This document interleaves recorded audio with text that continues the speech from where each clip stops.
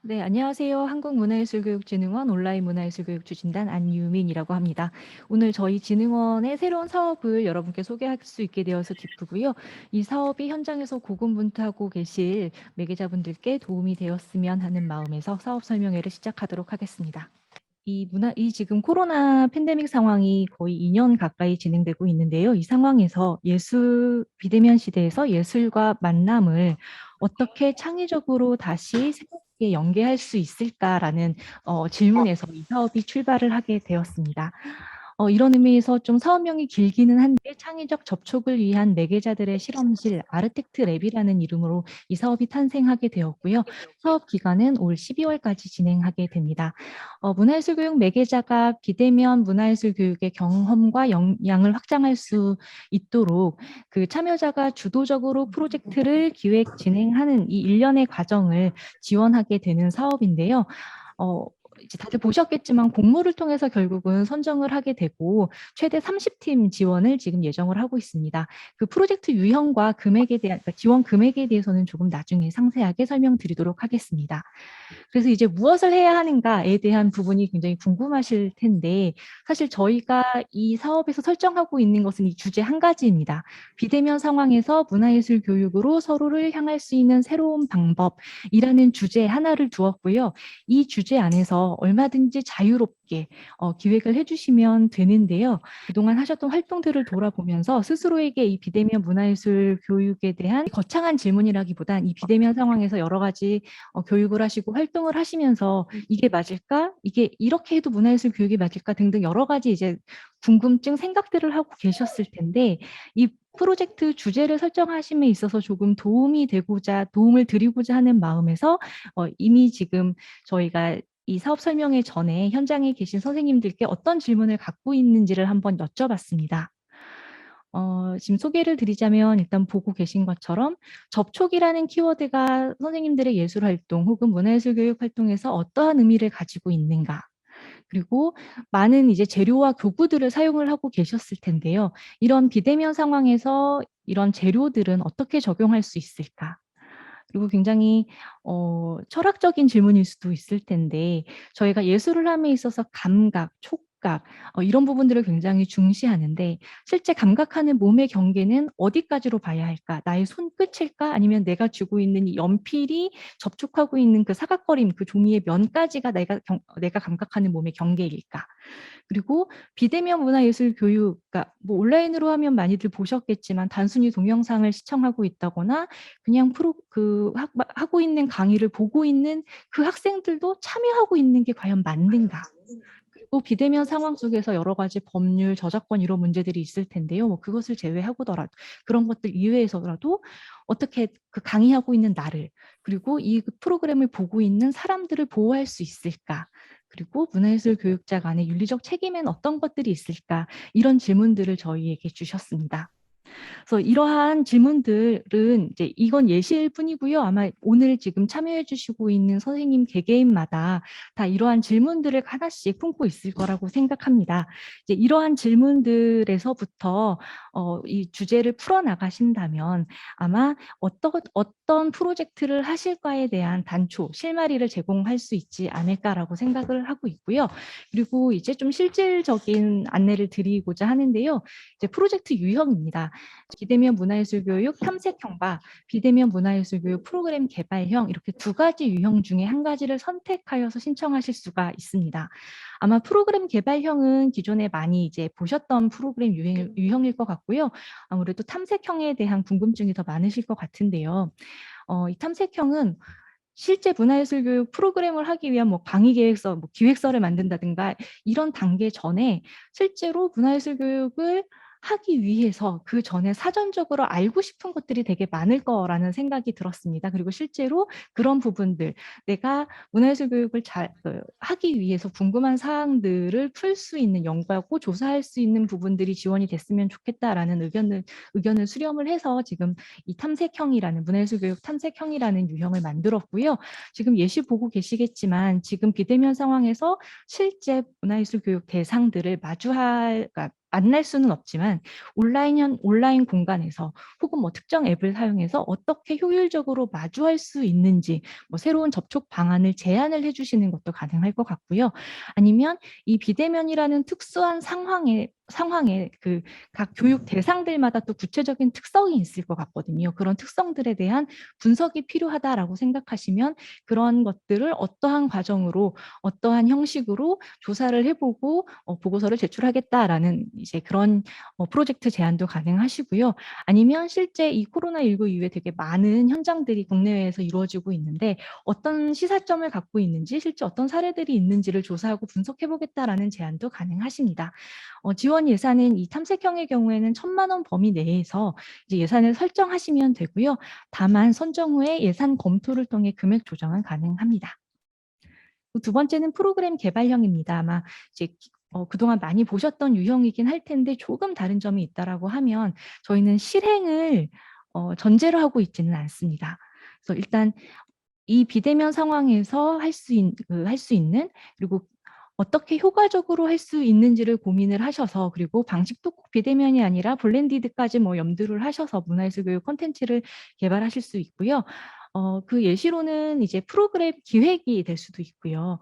아니면 어플이라든지 영상과 같은 문화예술 교육 콘텐츠를 개발하는 것도 가능합니다. 지원 예산은 최대 3,000만 원 범위 내에서 역시 이제 설정해 주신 예산만큼 지원하게 되는데, 다만 이제 예산 검토를 통해서 이제 금액 조정이 들어갈 수는 있습니다. 네, 추진 체계와 일정입니다. 일단 저희가 8월, 9월에 공모 신청을 받고 심사를 통해서 최종 선정을 하는 것을 계획을 하고 있고요. 그리고 10월에서 12월까지 이제 프로그램 기획 개발을 하시게 될 텐데, 저희가 이제 이 기획 개발하는 과정에 조금 더 도움을 드리고자 이게 선정돼서 참여하시게 되는 팀들을 학습 모임을 지금 구성할 예정입니다. 학습 모임을 구성을 하고 이제 전문가분들이 모더레이터로서 이제 참여를 하셔서 함께 논의하시고 의견을 나누시면서 선생님들께서 제안하신 프로그램을 이제 발달시켜서 최종 완성하게 되는 형태로 지금 진행을 하게 될 거고요. 이제 12월 이후에 이제 하신 내용을 가지고 결과 공유회를 마련할 예정입니다. 참여 시 몇 가지 이제 저희가 부탁의 말씀을 드려야 될 것 같습니다. 먼저 이제 말씀을 드리자면 이제 학습 모임과 프로젝트 결과 공유에는 이게 선택이 아니고 필수이기 때문에 꼭 적극적으로 참여해 주시기를 부탁드리고, 이제 그 준비가 되어 있는 분들의 참여를 기다리고 있겠고요. 그리고 뭐 당연히 이제 제안해 주신 것들을 실현하는 과정이기 때문에 열심히 해 주시겠지만 프로젝트 기획 개발함에 있어서 좀 더 책임감을 가지고 성실하게 이제 참여를 해 주셨으면 좋겠다는 바람을 가지고 있고요. 그리고 저희가 이 결과물뿐만 아니라 이 과정에 대한 것을 기록하고 아카이빙을 할 예정입니다. 그래서 이런 아카이빙과 이제 중간중간에 나온 산출물에 대한 이제 제공을 해주신다라고 하면 이제 이 프로젝트에 참여하지는 못했지만 다른 이 비대면 문화예술 교육을 준비하시는 분들께 아마 도움이 될 수 있을 거라고 생각을 하고 있고요. 그 외 여러 가지 저희가 사소하게 부탁드릴 수 있는 부분들이 있을 것 같습니다. 이에 대한 적극적인 협력 먼저 부탁을 드리겠습니다. 이어서 좀 뭐 중복되는 내용이 있을 것 같긴 합니다만 공모와 지원에 대한 좀 상세한 안내 드리도록 하겠습니다. 일단 공모일은 저희가 지금 뭐 계속 공고 중에 있고요. 9월 13일 3시까지 신청서를 받을 예정입니다.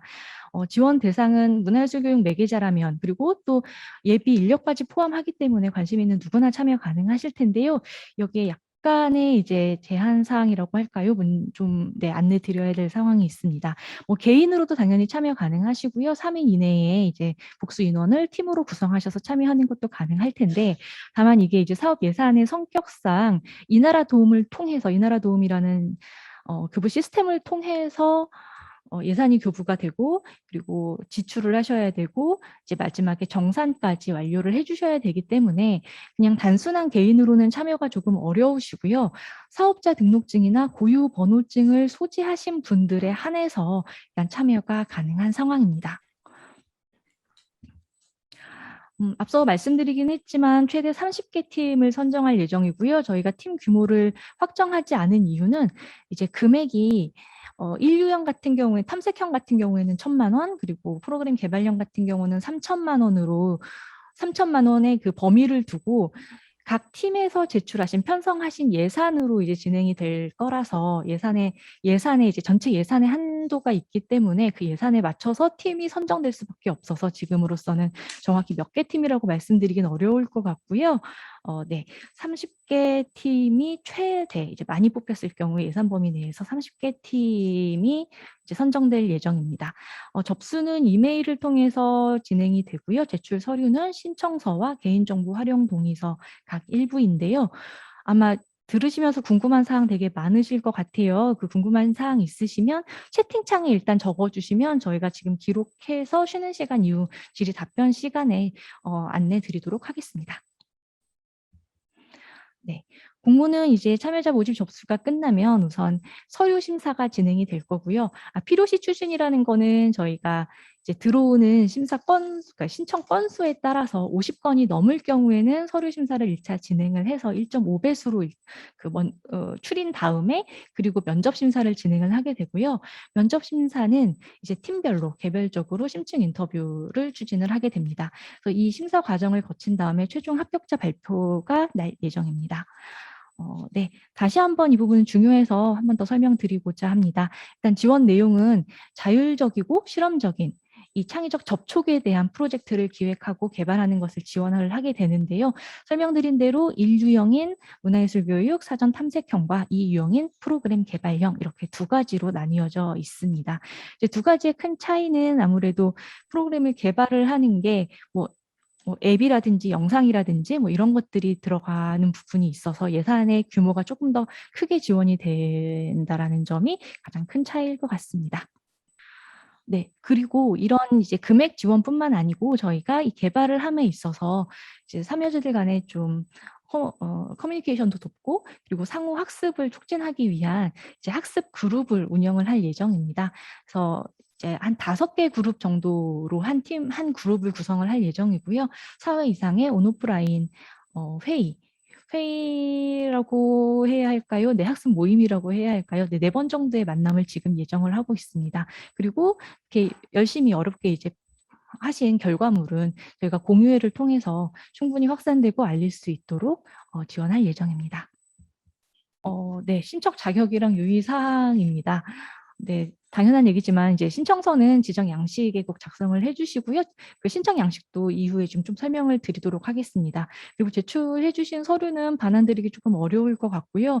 그리고 이제 선정된 분들의 신청서는 결과물뿐만 아니라 이제 내신 신청서는 이러했는데 이러이러한 과정을 거쳐서 결과물은 이렇게 나왔다라는 그 아카이빙 자료로 이제 활용이 될 수가 있을 것 같습니다. 그래서 이 부분 먼저 좀 유의해 주시면 좋을 것 같고요. 이제 밑에 파란 글씨로 조그맣게 써 있는 부분도 안내를 드려야 될 것 같아요.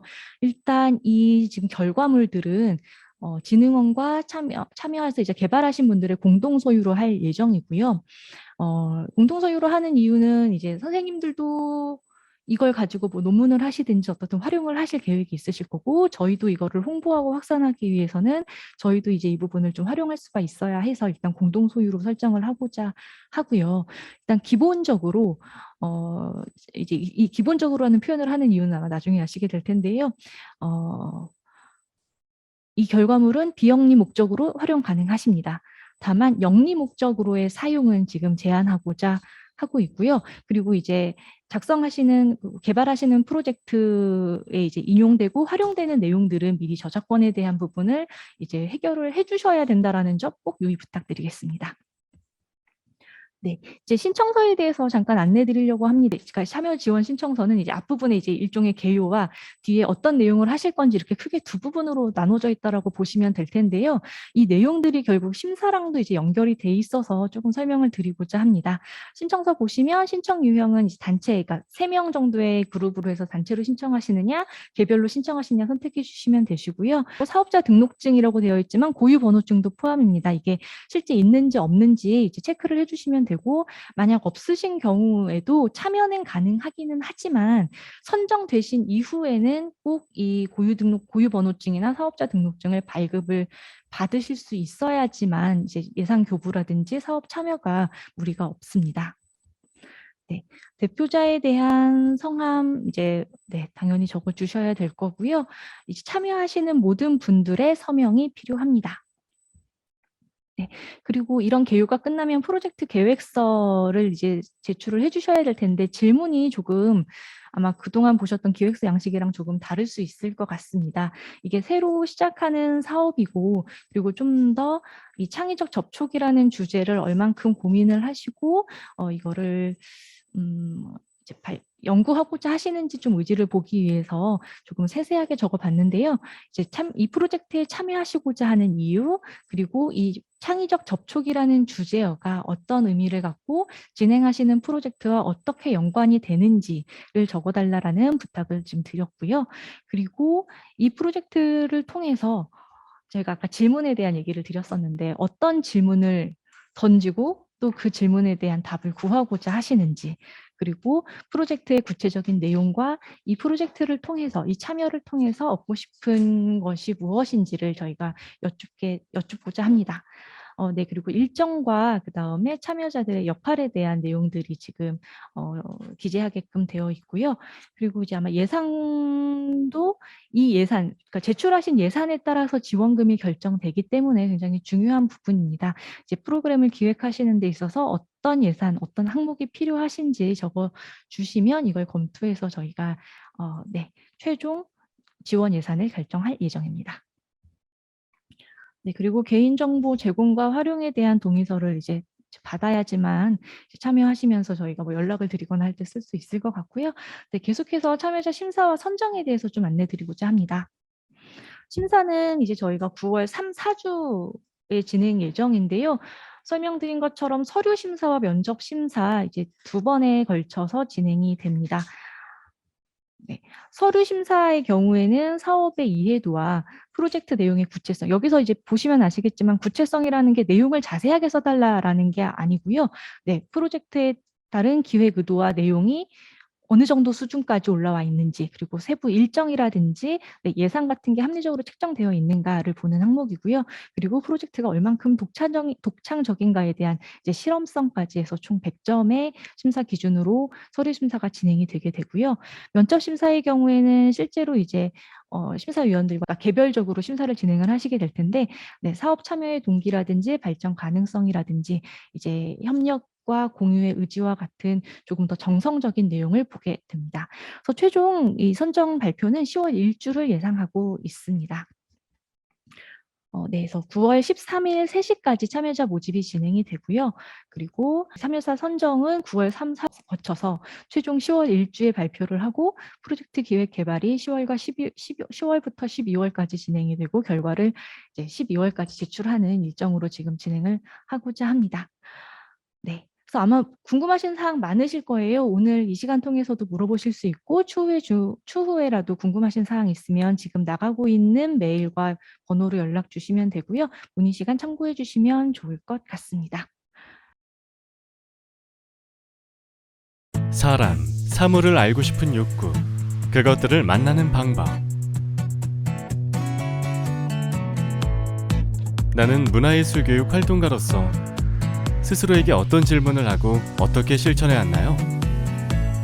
문화예술교육을 통해 만난 사람, 그 사람을 알고 싶은 욕구는 나로부터 나오나요? 그동안 나는 세상과 사람, 사물을 어떻게 만나오고 있었나요?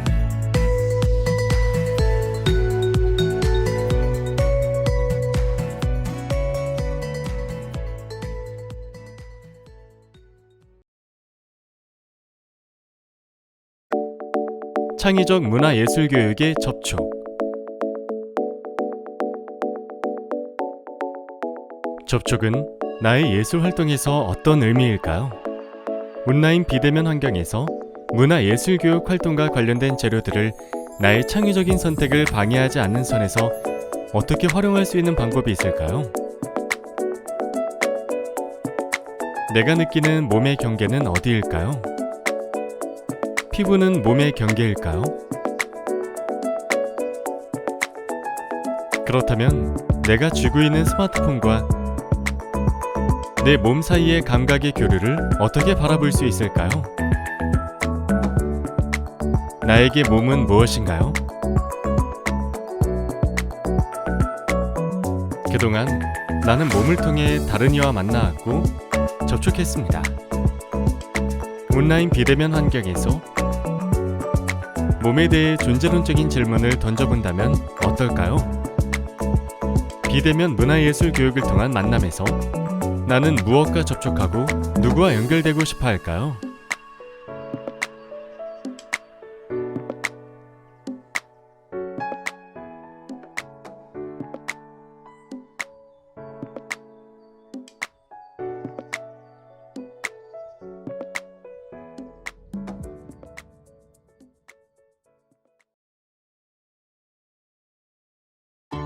비대면 문화예술 교육에서의 참여와 윤리적 책임. 비대면 문화예술 교육에서 참여란 어떤 의미일까요? 창조적 상상이나 상징적 소통, 그 이상의 사회 참여 예술적 행동을 포함하는 참여란 무엇일까요? 비대면 문화예술 교육에서 참여자의 확대는 어디까지, 언제까지 가능할까요? 학습 경험의 확장과 향상으로서의 예술을 중심으로 한 비대면 교육은 어떤 가능성이 있으며 무엇이 가능하게 하는 걸까요?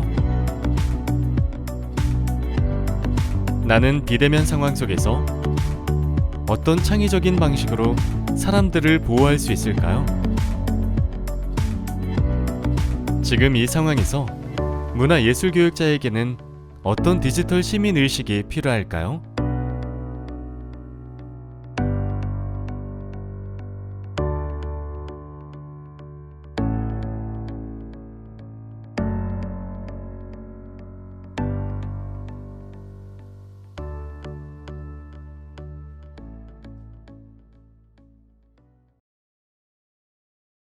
공통적으로 주셨던 것들 중에 이제 사업 취지와 관련해서 어떤 방법으로 프로그램을 개발하고 기획해야 하나요? 어떤 가치를 전달해야 할까요? 어디에 중점을 둬야 되나요? 이런 내용들 있으셨는데요. 저희가 주제 하나를 지금 던져 드렸다라고 했잖아요. 이 비대면 상황에서 창의적으로 만날 수 있는 접촉에 대한 그 부분 하나만 이제 잡고 가시면 어떤 것을 기획하시고 어떤 가치를 전달하셔도 크게 문제되지 않을 것 같습니다. 저희는 실제 현장에서 활동하고 계신 매개자분들의 다양한 생각과 다양한 고민을 끌어내기 위한 이 사업이기 때문에 그 어떤 틀이나 이런 것을 최대한 두지 않으려고 노력을 했습니다. 그러니 생각하고 있는 것들을 자유롭게 제안을 해주시면 좋을 것 같습니다. 그리고 유형에 대해서 사전 탐색형과 비대면 프로그램 개발형의 차이에 대해서 말씀을 주셨는데요. 개인적으로는 이 프로그램이 결국은 차이가 아닌가라고 생각을 합니다.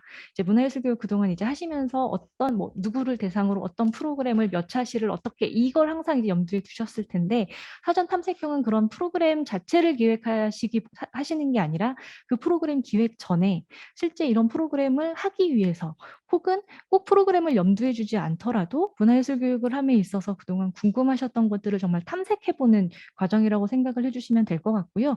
문화예술교육 프로그램 개발은 이제 기존에 하셨던 것과 좀 유사하게 기획서에 대한 얘기일 텐데 그동안 하셨던 거는 사실 대면형으로 보통 현장에서 실제로 하시는 프로그램 기획을 생각을 하셨다면 지금 저희가 하고자 하는 것은 비대면 상황에서 유효한 것이기 때문에 그 형태가 뭐 앱이 될지 동영상이 될지 이런 부분의 차이는 있을 것 같고요. 그리고 학습 모임의 경우에는 사실 이 학습 모임을 끌어주실 이제 전문가분들이 계시고 그분들과 이제 선정된 팀의 구성을 보면서 좀 고민을 해보기는 해야겠지만 지금으로서는 주제가 지금 비슷한 팀들을 모아서 같이 교류하는 게 좀 더 효율적이지 않을까라고 생각을 하고 있습니다. 첫 번째 했던 내용과 겹칠 것 같은데요. 말씀드린 것처럼 주제 제한 없습니다. 주제라고 하는 건 저희가 드렸던 창의적 접촉 이것만 한 가지만 갖고 가시면 될 것 같고요.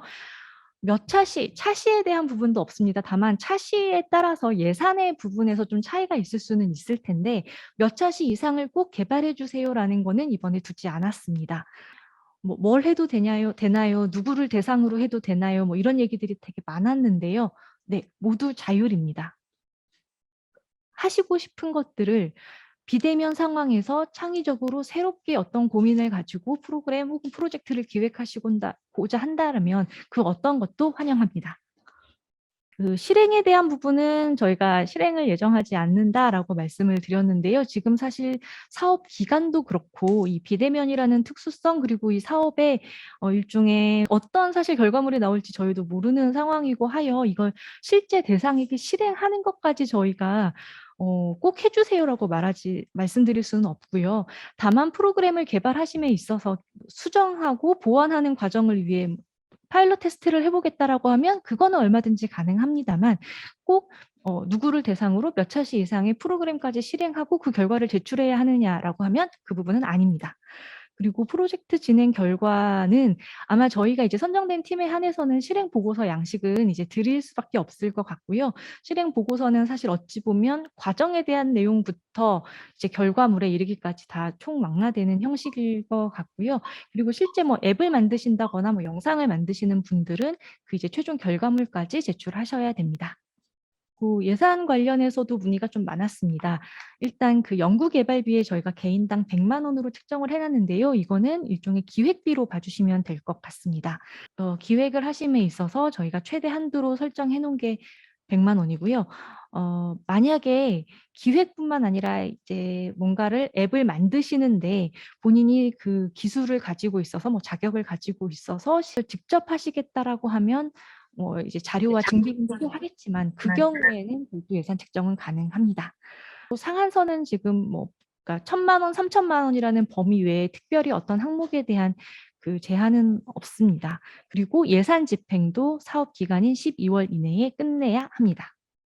해외에 거주하는 예술가의 협업을 물어보셨습니다. 일단 참여 자체가 제한되거나 뭐 꼭 국내 내국 거주자만 한정되는 건 아닌데요. 다만 이 나라 도움을 통해서 이게 지급이라든지 교부가 이루어져야 하고 나중에 정산이라는 절차가 있어서 이분에게 뭔가 지급을 해야 되거나 비용이 나가야 한다라고 하면 그 증빙에 대한 부분이 조금 어려울 수가 있어서 그런 부분들을 좀 사전에 확인하시고 진행하는 거를 권장드리고요. 그리고 사업자 등록증이나 고유 번호증이 없는 단체가 선정이 가능하냐라는 질문이 있으셨는데 일단 선정만 놓고 본다고 하면 선정은 가능합니다만 실제로 이제 돈을 받고 참여를 하시고 이제 정산을 하시려면 사업자 등록증이나 고유 번호증이 필수입니다. 그러니까 제안 당시에는 아직 뽑힐지 안 뽑힐지 모르는 단계이므로 꼭 그 시작 단계부터 고유 번호증이나 사업자 등록증을 요구하지는 않겠지만 선정된 이후에는 반드시 고유 번호증, 사업자 등록증을 발급받으셔야 한다라는 거 꼭 확인 부탁드리겠습니다. 그리고 또 아마 궁금하실 부분이 이 결과 활용과 저작권에 대한 내용일 것 같습니다. 일단 두 번째 질문인 공동 소유로 한다는 것의 의미부터 말씀드리면 아까 잠시 설명드리기는 했는데요. 이제 저희도 이 저작물에 대한 권리를 행사할 수 있고 제작하신 선생님들도 이제 행사를 할 수 있다라는 의미인데 다만 이 공동소유가 법적으로는 서로 상호 활용을 하려면 서로에게 허락을 받아야 한다라고 봐주시면 될 것 같습니다. 그래서 저희도 이거를 가지고 홍보를 하고 뭔가 확산을 하기 위해서는 선생님들하고 선생님들께 이건 이렇게 활용됩니다라고 안내를 드릴 거고요, 당연히. 그리고 이제 1번이랑 연결될 것 같은데요. 선생님들께서도 활용은 하실 수 있습니다만 일단 비영리 목적으로 활용하는 것, 이게 아무래도 국가 예산이 투입된 것이기 때문에 비영리 목적으로 활용은 저희도 일단은 자유롭게 하실 수 있도록 지금 할 예정이고요. 다만 미리 하나 말씀드린다면 제일 궁금하실 내용이 이 개발한 프로그램을 실제 내가 어디 가서 이 교육 활동을 할 수 있냐가 아마 궁금하실 텐데 사실 저희도 그 부분이 지금 저 영리 목적에 해당하는가를 두고 법적 자문을 지금 받을 예정에 있습니다. 그래서 이 부분 많이 궁금하시겠지만 이 부분은 저희가 법적 자문 통해서 확정 짓고 선정되신 분들께는 별도로 드려야 할 것 같습니다. 여기까지가 이제 사전에 저희한테 주셨던 질문에 대한 내용이었고요. 오늘 이 사업 설명회 중간에 주셨던 질문에 대해서도 하나씩 말씀드리겠습니다. 이게 저희 이제 연구 모임에 대한 부분인 것 같습니다. 연구 모임은 이제 개발 과정 중에 계속 만나시게 됩니다. 당연히 이제 본인 프로그램은 본인이 기획하고 만드시겠지만 아무래도 유사한 상황, 유사한 주제, 유사한 뭐 관심사를 갖고 계신 분들이 한 그룹이 돼서 서로의 내용을 좀 공유 받으시고 좀 자극 받으시고 영감을 얻으실 수 있을 것 같다라는 생각에 일단 그 사회 연구 모임을 기획을 했고요. 이 부분은 사업 만료 이후가 아닌 사업 기간 중에 이루어질 예정입니다. 그리고 면접 심사는 네, 그 팀에서 한 분이 참여하시게 될 텐데 지금 일단 비대면 심사가 될 거고요. 꼭 발표하시거나 이제 질의응답을 받으시는 이제 대표적인 한 분이 계시긴 해야겠지만 뭐 다른 팀원들이 참여하시는 거를 지금 제한할 생각은 없습니다. 면접 일정은 이제 추석이 끝난 9월 마지막 주 아마 27, 28, 29, 30이었던 걸로 기억하는데요. 1차 서류를 합격한 팀의 숫자를 봐서 최종 결정이 될 것 같습니다. 아마 그 마지막 주 나흘 전체가 될 수도 있고 뭐 그중에 이틀이 될 수도 있을 것 같은데요. 그 주라고 봐주시고 이제 최종 서류 심사 합격하신 팀에 한해서 개별적으로 연락드리도록 하겠습니다. 네, 저희가 이번 사업 같은 경우는 3명을 지금 한정했습니다. 그리고 프로그램 개발형 아무래도 이게 궁금하실 수밖에 없을 텐데 몇 차시 몇 회 정도의 가이드라인은 별도로 없고 개발 규모의 범위도 없습니다. 다만 말씀드린 것처럼 이 횟수나 개발 규모가 결국은 예산 편성하실 예산이랑은 이제 연결이 될 수 있을 것 같은데요. 저희가 꼭 10회 이상, 뭐 15차시 이상의 프로그램을 개발해 주세요. 이런 가이드는 두지 않았습니다. 이게 학교 연구소에서 사업자 등록증과 고유번호증이 없다라고 하셨는데 만약 그렇다라고 하면 학교 연구소에서는 들어오실 수 없고요. 단체로 신청하시고자 하는 3분이 별도의 고유번호증을 발급받으셔야지만 참여가 가능합니다. 어떠한 경우에도 사업자 등록증이나 고유번호증이 있어야지만 이 나라 도움을 활용하실 수가 있기 때문에 네, 이거는 꼭 필요하고요. 실행을 전제로 하지 않습니다. 네, 그러니까 실제로 교육 대상을 앞에 두고 뭔가 프로그램을 실제로 진행해보는 거를 저희가 전제로 하고 있지는 않고요. 앱과 영상을 구축할 때 샘플, 제안을 그렇게 해주시면 됩니다. 그러니까 최종 산출물도 저희가 이제 적게끔 되어 있잖아요. 거기에 정확하게 뭘 산출하실 건지를 적어주시고, 네, 거기에 드는 비용을 명확히 해주시면 상관없고요. 지금 간접비 물어보셨는데 이게 민간경상보조이기 때문에 용역사업과는 달리 간접비는 잡으실 수 없습니다. 어떤 프로젝트를 기획하시느냐에 따라 당연히 결과물은 달라질 텐데요.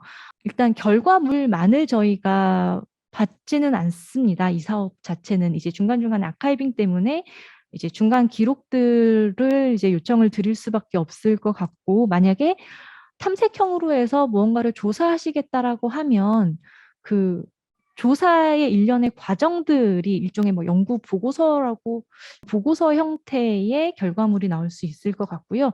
앞서 누가 말씀하신 것처럼 앱이나 영상을 만드시겠다라고 하면 결국 최종 산출물은 그 앱과 영상물일 테고 그 중간에 이거를 어떻게 만드셨는지 이런 과정들에 대해서는 네, 저희가 드리는 이제 그 기록지 양식이 있을 텐데요. 거기에 이제 기재를 해주시면서 제출을 하시면 될 것 같습니다. 여기서의 일정, 네, 최종 결과물을 만들기 위한 일정이고요.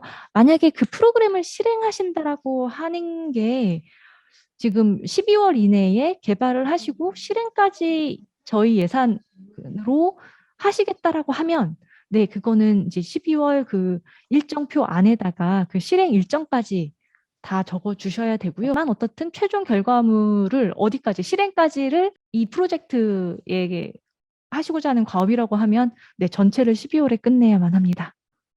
예산 편성 기준, 그러니까 세부 정보는 이번 주 내에 저희가 올려드리도록 하겠습니다.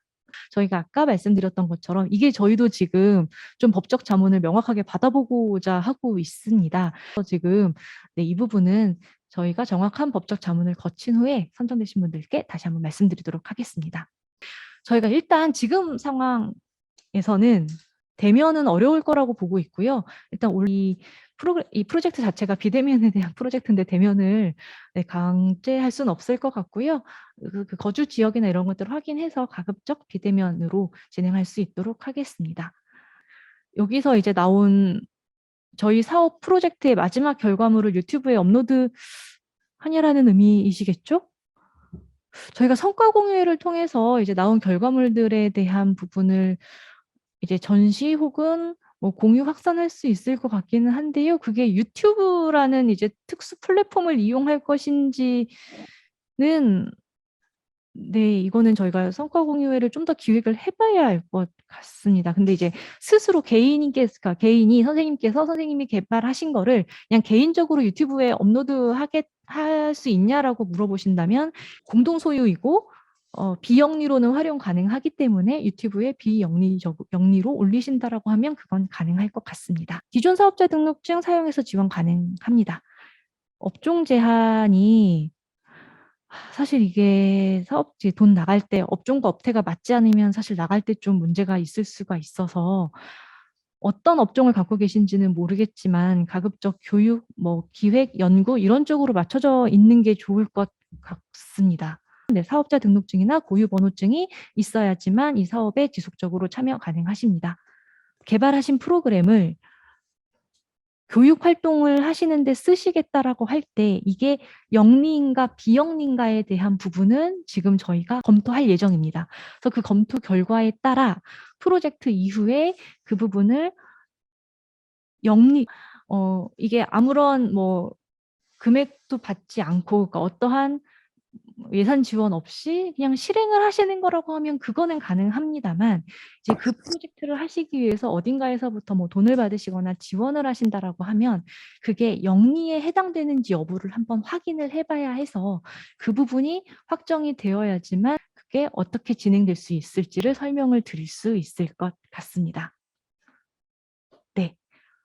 여기까지가 지금 주신 질문의 전부인 것 같은데요. 혹시 못 올려주신 질문이 있으시거나 더 궁금한 사항이 있으시면 아까 드렸던 문의 메일이나 문의 전화로 연락을 주시면 저희가 최대한 빨리 응대 드리도록 하겠고요. 아마도 지금까지 상황에서 제일 궁금한 게 저작권 문제이실 것 같습니다. 이 부분도 저희가 빨리 자문 받고 그 결과가 나오는 대로 공유 드리도록 하겠습니다. 네. 그리고 오늘 나온 질문들을 포함해서 이제 궁금해하실 만한 사항들을 저희가 이제 FAQ로 만들어서 또 올려드릴 예정이니까요. 그 부분도 같이 확인해 주시면 좋을 것 같습니다. 네. 네. 이렇게 뭐 짧지만 짧고 길다면 긴 1시간 동안 사업 설명회 진행해 보았는데요. 이제 이 사업 참여하시는 데 도움이 될 수 있었으면 좋을 것 예, 개인적으로 매우 기쁠 것 같습니다. 오늘 참석해 주셔서 감사하고요. 좋은 프로젝트로 다시 뵐 수 있기를 기대하겠습니다. 감사합니다.